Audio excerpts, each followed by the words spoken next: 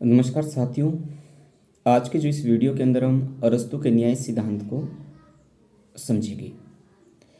प्रायः क्या होता है कि जो प्लेटो का जो न्याय सिद्धांत है उसको समझने में तो हमें किसी तरह की समस्या नहीं रहती, परंतु जो एरिस्टोटल का जो थ्योरी ऑफ जस्टिस है उसको समझने में प्रायः कठिनाई रहती, मतलब ये आसानी से समझ नहीं पाता है। परंतु इस वीडियो के माध्यम से हम एरिस्टोटल के थ्योरी ऑफ जस्टिस को बहुत ही आसान तरीके से और बहुत ही आसान भाषा के अंदर के हम समझने की कोशिश करेंगे। एरिस्टोटल का थ्योरी ऑफ जस्टिस समझने से पहले हम थोड़ा सा जो टच है वह थ्योरी ऑफ जस्टिस प्लेटो का भी टच कर लेते हैं। प्लेटो तो ये कह रहा है कि जो प्रत्येक व्यक्ति है, एक व्यक्ति के आत्मा के गुणों के अंदर तीन गुणों की प्रधानता रहती है: विवेकी, साहस और तृष्णा। प्रत्येक व्यक्ति क्या है, अपने गुणों के अनुसार अपने जब काम करता है दूसरों के कार्यों के अंदर बिना हस्तक्षेप किए हुए, तो उसे वो क्या कह रहा है, वो क्या है, न्याय है। वो जो समाज है वो न्यायपूर्ण समाज है। मतलब प्लेटो का जो न्याय का सिद्धांत था, उस न्याय के सिद्धांत के अंदर क्या है, व्यक्तियों को उनके कर्तव्यों की ये उम्मीद की जाती थी कि प्रत्येक जो वर्ग है या प्रत्येक जो व्यक्ति है अपने आत्मा के गुण की प्रधानता के कारण अपना काम दूसरों के कार्यों के अंदर बिना हस्तक्षेप किए हुए करेगा। ये था प्लेटो का न्याय का सिद्धांत। परंतु जो अरस्तु के जो न्याय का सिद्धांत है, अरस्तु का जो न्याय का सिद्धांत है, अरस्तु का जो न्याय का सिद्धांत है थोड़ा इस बात से थोड़ा डिफर करता है। अरस्तु का जो न्याय सिद्धांत है, अरस्तु अपने न्याय के सिद्धांत में ये कह रहा है कि प्रत्येक व्यक्ति का सद्गुण क्या है, सद्गुण का व्यवहारिक रूप मानता है। ठीक है, कि जो प्रत्येक व्यक्ति का जो वर्चू लाइफ है, प्रत्येक व्यक्ति का जो सद्गुण रूप है वो है न्याय। मतलब it is a virtue in action, यानी जब सद्गुण जो जो सद्गुण रूप है प्रत्येक व्यक्ति का, वो एक कार्य रूप के अंदर परिणित होता है। मतलब कार्य के अंदर जब वो उसको परिवर्तित करता है, जो प्रत्येक व्यक्ति का जो सद्गुण है, तब वो क्या है, न्याय है। और जैसे जो प्रत्येक व्यक्ति है विवेकी होना क्या है, प्रत्येक व्यक्ति के लिए विवेकी होना सद्गुणी है। परंतु जब प्रत्येक जो विवेकपूर्ण जो व्यक्ति है दूसरों के साथ भी विवेकपूर्ण व्यवहार करता है, फिर वह क्या है, न्याय। ठीक है, मतलब प्रत्येक व्यक्ति विवेकीपूर्ण है और जो प्रत्येक विवेकीपूर्ण व्यक्ति दूसरों के साथ विवेकपूर्ण व्यवहार करते हुए अपने सद्गुण व्यवहार का परिचय देता है, तो वह ही अरस्तु का न्याय है। अरस्तु ने राजनीति के अंदर भी जो न्याय को सर्वोत्तम माना कि किसी भी राज्य के अंदर क्या है, यदि किसी राज्य ने लंबे समय तक टिके रहना है, मतलब अपना अस्तित्व बनाए रखना है, तो ऐसे राज्य के अंदर न्याय का होना बहुत महत्वपूर्ण है। यदि किसी राज्य के अंदर न्याय नहीं होगा तो जिसकी लाठी उसकी भैंस या वाली कहावत शुरू हो जाएगी। ऐसा जो राज्य है, अन्यायपूर्ण जो राज्य है, जो अपने नागरिकों के साथ न्याय नहीं कर पाता, ऐसा जो राज्य लंबे समय तक टिकने की उसकी उम्मीद बहुत कम रहती है। अरस्तु की जो बुक है इथिक्स के अंदर उन्होंने अपने न्याय का जिक्र किया है और न्याय को उन्होंने अपने शुरुआती रूप में दो भागों के अंदर विभाजित किया है। एक तो सामान्य न्याय, एक विशिष्ट न्याय।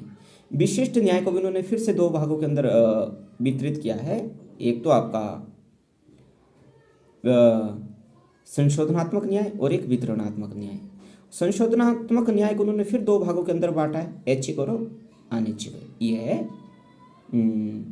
अब क्या है, बारी बारी से क्या है, हम अरस्तु के जो उन्होंने अपनी बुक इथिक्स के अंदर उन्होंने न्याय को मोटे रूप से दो भागों के अंदर बांटा है, उसकी बात कर लेते हैं।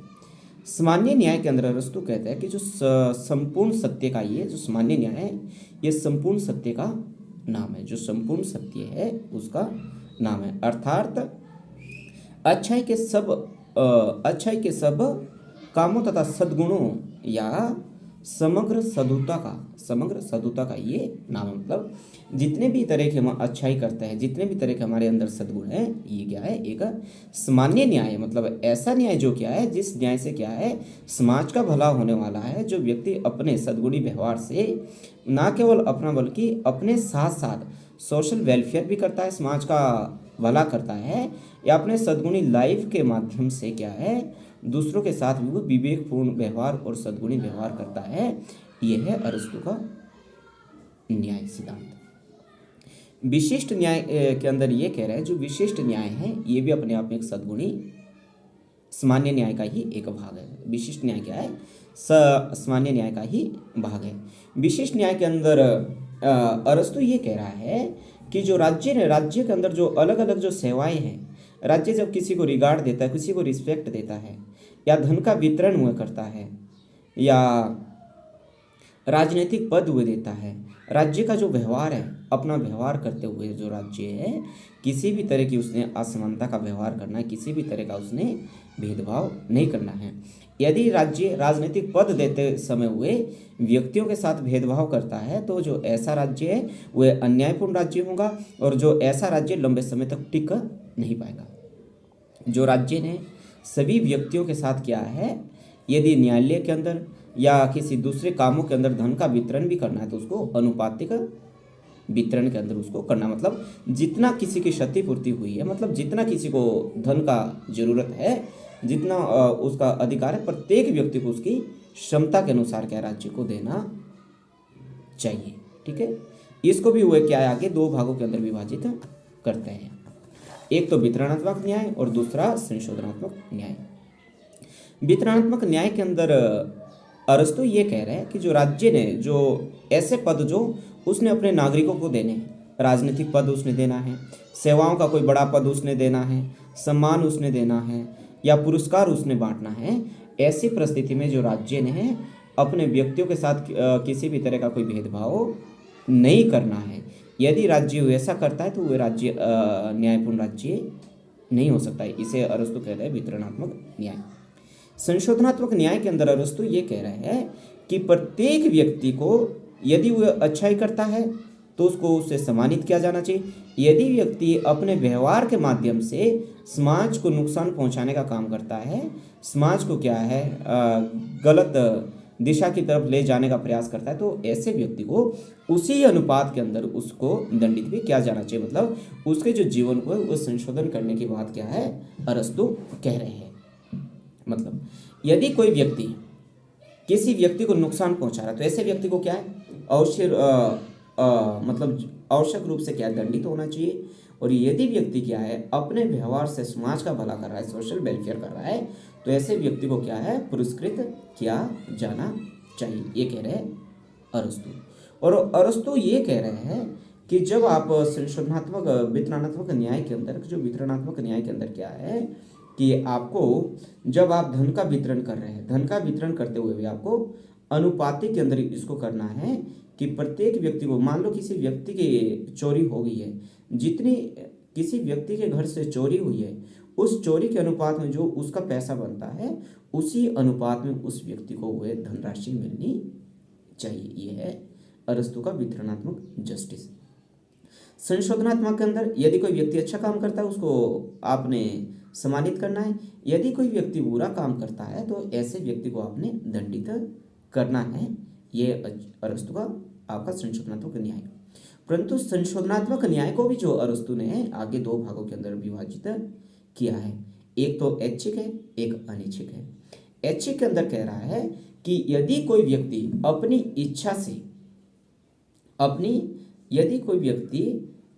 इच्छा से कोई संधि तोड़ रहा है, मतलब किन्हीं दो व्यक्तियों के बीच कॉन्ट्रैक्ट हो गया है, संधि की शर्तें तय हो गई है और कुछ समय बाद एक व्यक्ति उस संधि की शर्तों को मानने से इनकार कर देता है, तो ऐसी परिस्थिति के अंदर जो राज्य ने क्या है उस व्यक्ति के ऊपर दबाव डालना है।